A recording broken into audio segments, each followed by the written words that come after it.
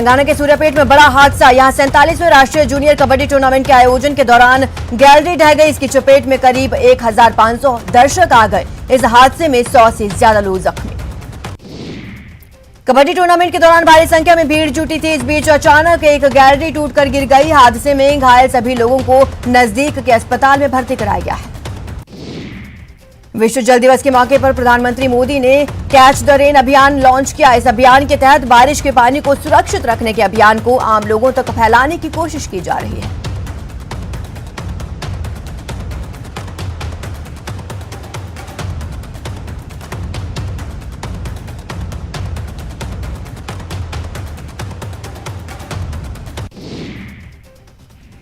प्रधानमंत्री मोदी ने कहा, 21वीं सदी के भारत के लिए पानी की पर्याप्त उपलब्धता काफी अहम है, जीवन के लिए काफी जरूरी है। वाटर मैनेजमेंट करना बेहद जरूरी है।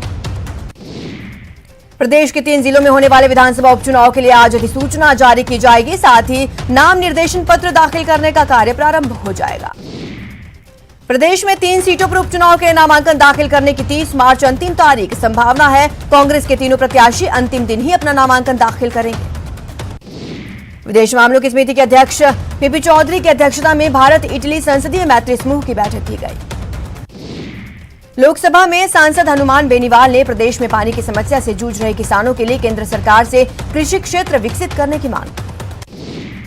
राष्ट्रीय स्वयंसेवक संघ देश में पर्यावरण संरक्षण सामाजिक समरसता के बाद अब भूमि प्रदूषण को रोकने के लिए अभियान की शुरुआत करने जा रहा है। जयपुर में विद्याधर नगर स्टेडियम में किसानों की महापंचायत आज, जिसमें राकेश टिकैत किसानों को संबोधित करेंगे। ऊर्जा विभाग में टेक्निकल हेल्पर की विज्ञप्ति जारी किए जाने की मांग को लेकर बेरोजगार अभ्यर्थियों का धरना मुख्य सचिव से वार्ता के बाद समाप्त हो गया। जयपुर में आज शहीद दिवस पर अहिंसा यात्रा और मौन कार्यक्रम का आयोजन किया जाएगा। साथ ही शहीदों को श्रद्धांजलि दी जाएगी। प्रदेश कांग्रेस प्रभारी अजय माकन ने जयपुर पीसीसी ऑफिस में पार्टी के पदाधिकारियों के साथ उपचुनाव को लेकर चर्चा की। बैठक के बाद प्रदेश प्रभारी माकन ने कहा, उपचुनाव को लेकर कांग्रेस की जमीनी तैयारी पूरी है, जीत पार्टी की ही होगी।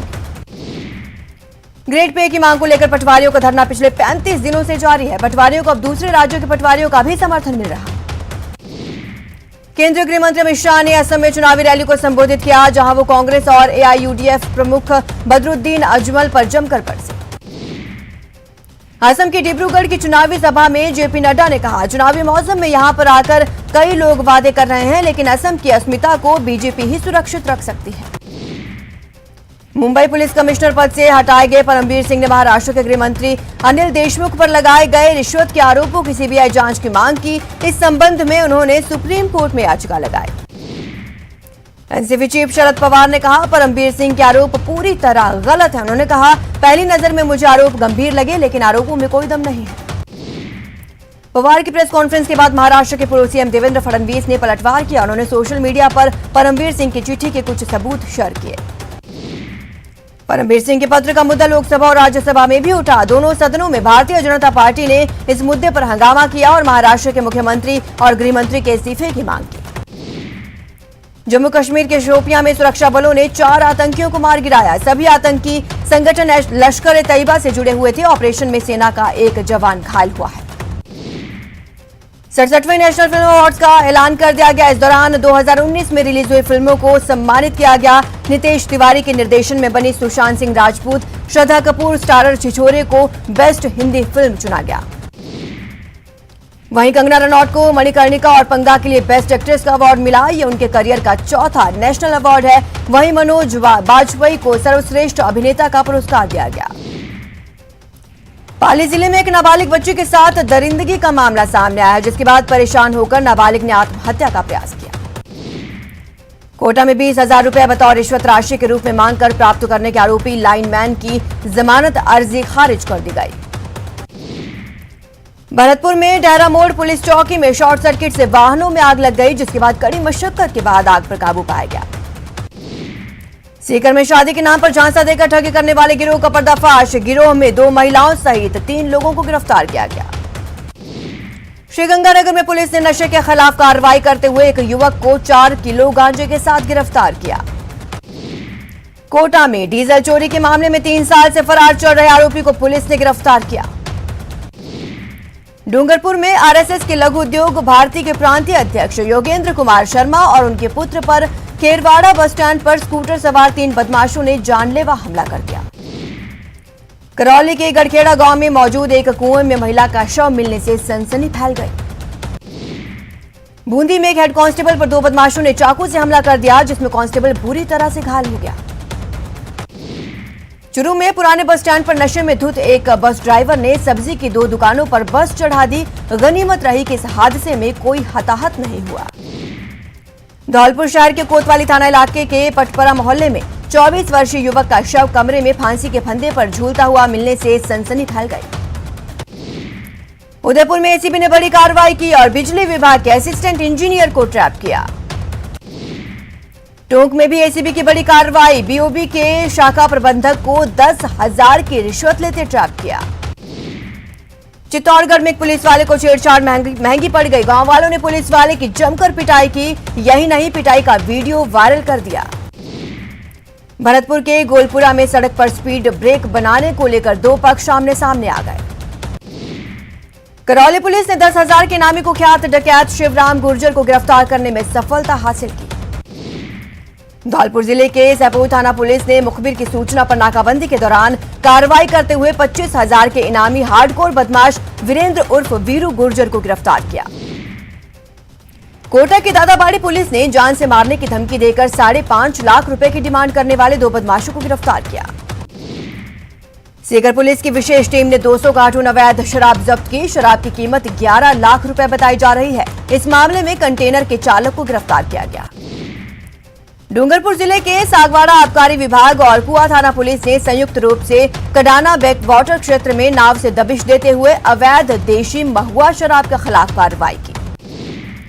सरहदी बाड़मेर जिले के कोतवाली थाना अंतर्गत पालिका बाजार के पास सोमवार को अधेड़ का शव मिलने से शहर में सनसनी फैली। सीकर पुलिस की विशेष टीम ने 200 कार्टून अवैध शराब जब्त की। शराब की कीमत 11 लाख रुपए बताई जा रही है। टोंक के नूरपुर खेड़ा गांव में मेहनत मजदूरी करने गया एक युवक दुबई में फंस गया है, जिसने वीडियो शेयर कर अपने एजेंट और नियोक्ता कंपनी पर धोखाधड़ी का आरोप लगाया। आज वर्ल्ड बियर डे यानी विश्व भालू दिवस है। हर साल भालुओं के संरक्षण के लिए यह खास दिन 23 मार्च को मनाया जाता है। कोटा में रेल मंडल ने कार को ट्रेन से टकराने की खबर फैलाकर मॉक ड्रिल किया। जयपुर में मंदिर प्रशासन की ओर से 3 दिन तक फागोत्सव कार्यक्रम की शुरुआत हुई। सीकर जिले के फतेहपुर शेखावाटी कस्बे में शुद्ध के लिए युद्ध अभियान के तहत कार्रवाई की गई। चूरू के सुजानगढ़ में रेल फाटक पर अचानक 2 ट्रक बीच सड़क पर ही खराब हो गए, जिससे घंटों तक सड़क के दोनों ओर वाहनों की लंबी कतारें लगी रही। प्रदेश के सभी निवासियों को चिकित्सा बीमा का लाभ देने के लिए राज्य सरकार अप्रैल से मुख्यमंत्री चिरंजीवी योजना की शुरुआत करेगी। राजस्थान क्रिकेट एसोसिएशन के अध्यक्ष वैभव गहलोत सोमवार को चूरू पहुंचे, जहां उन्होंने रियाज अहमद चिश्ती के निधन पर शोक जताया। चूरू में महिला सुरक्षा एवं सलाह केंद्र ने एक पति पत्नी की काउंसलिंग कर उनका घर फिर से बसा दिया। दोनों में काफी समय से मनमुटाव चल रहा था। चूरू के सुजानगढ़ में भाजपा युवा मोर्चा के पूर्व अध्यक्ष नरेंद्र गुर्जर द्वारा दिए जा रहे धरने में आरएलपी विधायक नारायण बेनीवाल ने शिरकत की। कोटा जिले में नाबालिग के साथ हुए गैंगरेप मामले को लेकर आम आदमी पार्टी कार्यकर्ताओं ने कोटा रेंज आईजी कार्यालय पर धरना प्रदर्शन किया। कोटा में एक रिटायर्ड बैंक कर्मी ने अपनी मां की मौत के बाद नेत्रदान करवाकर मानवता की मिसाल कायम की। प्रदेश के खान एवं गोपालन मंत्री प्रमोद जैन भाया सिरोही जिले के दौरे पर रहे, जहां उन्होंने विभिन्न कार्यक्रमों में भाग लिया। प्रतापगढ़ जिले के छोटा सादड़ी में गर्भवती महिलाओं को अब सोनोग्राफी के लिए भटकना नहीं पड़ेगा। उपखंड मुख्यालय के जयचंद मोहिल अस्पताल में अब निःशुल्क सोनोग्राफी सुविधा मिलेगी। राजस्थान विधानसभा के मुख्य सचेतक महेश जोशी अपने 1 दिवसीय दौरे के तहत बांसवाड़ा पहुंचे और मां भगवती त्रिपुरा सुंदरी के दरबार में सपत्नी दर्शन कर धोख लगाई। कांग्रेस के प्रदेश प्रभारी अजय माकन के जयपुर दौरे के दौरान आत्मदाह की धमकी देने वाले शिक्षक को पुलिस ने गिरफ्तार कर लिया। कोटा में बीजेपी के प्रदेश महामंत्री और रामगंज मंडी से विधायक मदन दिलावर ने एक बार फिर कांग्रेस सरकार पर आरोप लगाया। भरतपुर के वैर में बीजेपी का प्रशिक्षण शिविर का आयोजन किया गया। दिल्ली के सुमित छत्रसाल ने लोहागढ़ केसरी का खिताब अपने नाम कर लिया है। भरतपुर के लोहागढ़ स्टेडियम में आयोजित हुए राष्ट्रीय स्तर के कुश्ती दंगल में सुमित ने मोनू को हराकर जीत हासिल की। कोटा में नेत्रदान को लेकर लोगों में इस तरह जागरूकता आई है कि 25 साल बाद स्नेह मिलन समारोह में 40 दोस्त एक साथ मिले तो इस दिन को हमेशा के लिए यादगार बनाने के लिए एक साथ नेत्रदान का संकल्प लिया। अलवर जिले के रामगढ़ कस्बे में योग शिविर सेवा केंद्र समिति की बैठक आयोजित की गई। अलवर में 25 अप्रैल को होने वाली रीट भर्ती परीक्षा तिथि स्थगित करने की मांग जैन समाज लगातार कर रहा है। 25 अप्रैल को महावीर जयंती होने के कारण जैन समाज परीक्षा को आगे बढ़ाने की मांग कर रहा है। अलवर नगर परिषद में भ्रष्टाचार को लेकर ऑडियो वायरल होने के बाद सभापति बीना गुप्ता ने अधिकारियों को सख्त निर्देश देते हुए कहा कि बिना किसी दबाव के आय विकास का काम करना है। अलवर सरस डेयरी में दुग्ध समितियों के किसानों और कर्मचारी दिनेश गुप्ता के बीच मारपीट का विवाद थमने का नाम नहीं ले रहा। डेयरी में डेयरी बूथों के किसान संघों ने बैठक कर दोषी कर्मचारी को निलंबित करने की मांग की। छोटी सी चूक हो सकती है जानलेवा। टीका है आया पर नहीं है कोई दवा। 2 गज की दूरी, मास्क है जरूरी। सावधान रहें, सुरक्षित रहें।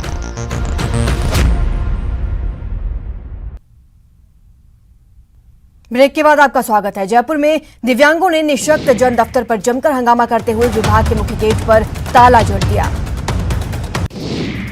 ईडब्ल्यूएस की आयु सीमा और फीस में छूट देने पर राष्ट्रीय परशुराम सेना के कार्यकर्ताओं ने भरतपुर में ढोल नगाड़ों के साथ खुशियां मनाई और सीएम का आभार जताया। भरतपुर में विप्र फाउंडेशन की ओर से विप्र रत्न सामान्य ज्ञान प्रतियोगिता का आयोजन किया गया, जिसमें करीब 260 बच्चों ने परीक्षा में सम्मिलित होकर अपने ज्ञान को प्रदर्शित किया। आयुर्वेद नर्सेज के 550 पदों पर भर्ती की मांग को लेकर अजमेर में आयुर्वेद निदेशालय के बाहर धरने पर बैठे बेरोजगार नर्सेज ने कलेक्ट्रेट के सामने प्रदर्शन किया।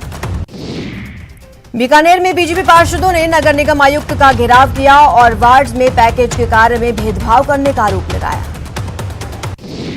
भीलवाड़ा जिले की बदनौर पंचायत समिति की चतरपुरा सहित करीब 1 दर्जन पंचायतों में ओलावृष्टि हुई। करौली में अचानक मौसम का मिजाज बदल गया और चारों तरफ बादल छा गए। उसके बाद तेज हवाओं के साथ हल्की बारिश हुई। श्रीगंगानगर में पश्चिमी विक्षोभ के सक्रिय होने से श्रीगंगानगर जिले में तेज हवाओं के साथ बारिश हुई। वहीं कुछ स्थानों पर चने के आकार के ओले गिरे। उदयपुर जिले के मादली उपखंड मुख्यालय पर सोमवार शाम अचानक तेज गर्जनाओं के साथ बरसात हुई, जिसके बाद मौसम खुशनुमा हो गया। अलवर जिले में भी अचानक तेज हवाओं के साथ आंधी तूफान के रूप में बारिश आई, जिसकी वजह से किसानों की फसल बर्बाद हुई। अजमेर के केकड़ी कस्बे सहित अन्य जगहों पर मौसम ने अपना मिजाज बदला और देखते ही देखते आसमान में काले बादल छाए। तेज गड़गड़ाहट के साथ बारिश का दौर शुरू हुआ। भीलवाड़ा जिले की बदनौर पंचायत समिति की चतरपुरा सहित करीब 1 दर्जन पंचायतों में ओलावृष्टि हुई। केंद्र सरकार ने कोविशील्ड वैक्सीन को लेकर अब नई गाइडलाइंस जारी की हैं। इसके मुताबिक कोविशील्ड वैक्सीन के 2 डोज के बीच का समय पहले से 2 हफ्ते ज्यादा रहेगा। कोरोना की बेकाबू रफ्तार फिर नए रिकॉर्ड बनाने लगी। पिछले 24 घंटे में देश में कोरोना के 47,009 केस सामने आए। इसके साथ ही देश में कोरोना मरीजों का आंकड़ा 1 करोड़ 16 लाख को पार कर गया है। महाराष्ट्र में कोरोना की रफ्तार ने चिंता बढ़ा दी है। यहां एक दिन में सबसे ज्यादा 30,535 लोग कोरोना संक्रमित मिले। ये कोरोना की शुरुआत से अब तक का सबसे बड़ा आंकड़ा है। प्रदेश में कोरोना पॉजिटिव केस 3,26,000 के पार हो गए। सोमवार को रिकॉर्ड 602 पॉजिटिव केस सामने आए। प्रदेश में कोरोना के बढ़ते मामलों के बाद 8 शहरों में नाइट कर्फ्यू लगा दिया गया है। इन शहरों में राजधानी जयपुर, अजमेर, भीलवाड़ा, जोधपुर, कोटा, उदयपुर, सागवाड़ा और कुशलगढ़ शामिल है। ये नाइट कर्फ्यू रात 11 से सुबह 5 बजे तक रहेगा। झालावाड़ जिले में कोरोना की तेजी से वापसी होती नजर आ रही है। जिले में लगातार कोरोना पॉजिटिव के नए मामले सामने आ रहे हैं। चूरू जिले में बढ़ते कोरोना संक्रमण के मामलों को देखते हुए होली और शब बारात पर्व को घर पर ही मनाने के निर्देश दिए गए। कोटा में सोमवार को 79 मरीजों की जांच रिपोर्ट पॉजिटिव आने के बाद चिकित्सा विभाग में हड़कंप मच गया।